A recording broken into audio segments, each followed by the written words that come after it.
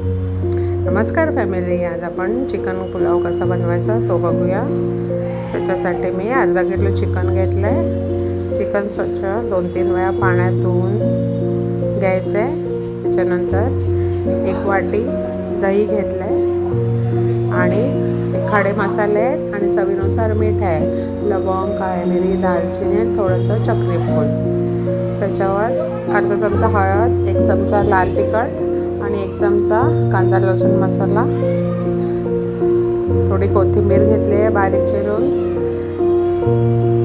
हे मिक्स करायचं आहे आपल्याला।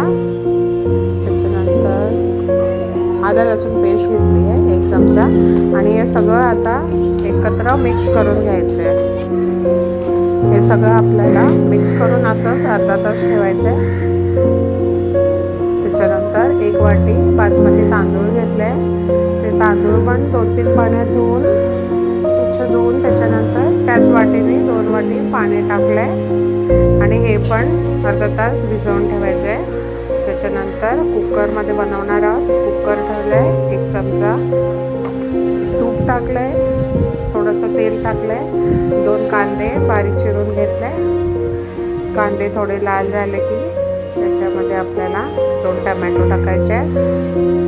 टमॅटो पण मिक्स करून घ्यायचे आणि मसाला आता आपण सगळे चिकनमध्येच टाकले, मसाले, मीठ, हळद सगळं टाकलं आहे, म्हणून ह्याच्यात वरून बाकी काही टाकायचं नाही आहे। आणि हे चिकन आपल्याला टाकून घ्यायचं आहे आणि मीडियम गॅसवर 10 मिनटं झाकण ठेवून असं थोडं शिजवून घ्यायचं आहे आपल्याला चिकनला। बघा असे फिरवून घ्यायचे आणि 10 मिनटं शिजवून घ्यायचे। 10 मिनटाच्या नंतर कुकर असं लावला नाही मी, झाकण फक्त वर ठेवलं आहे आणि बघा चिकन मस्त शिजत आलं आहे आता आणि पाणी पण सोडलं आहे आपल्या चिकनने। झालं आहे मिक्स करून, परत एकदा थोडंसं शिजवायचं आहे। अर्धं चिकन आपल्या ह्याच्यातच शिजून होतं आहे। त्याच्यानंतर हे तांदूळ आणि पाणी सगळं टाकून घ्यायचं आहे आणि सगळं मिक्स करून घ्यायचं आहे आपल्याला। हे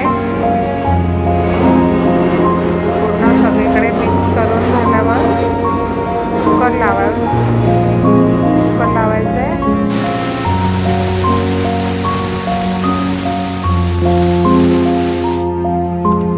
कुकरची एकच शिट्टी काढून घ्यायची आहे। त्याच्यानंतर बघा चिकन पुलाव रेडी आहे आपला खाण्यासाठी। खूप सोपी रेसिपी आहे, पटकन होते, सगळ्यांनी बनवून बघा असं चिकन पुलाव। माझ्या चॅनलला जर सबस्क्राईब केला नसेल तर सबस्क्राईब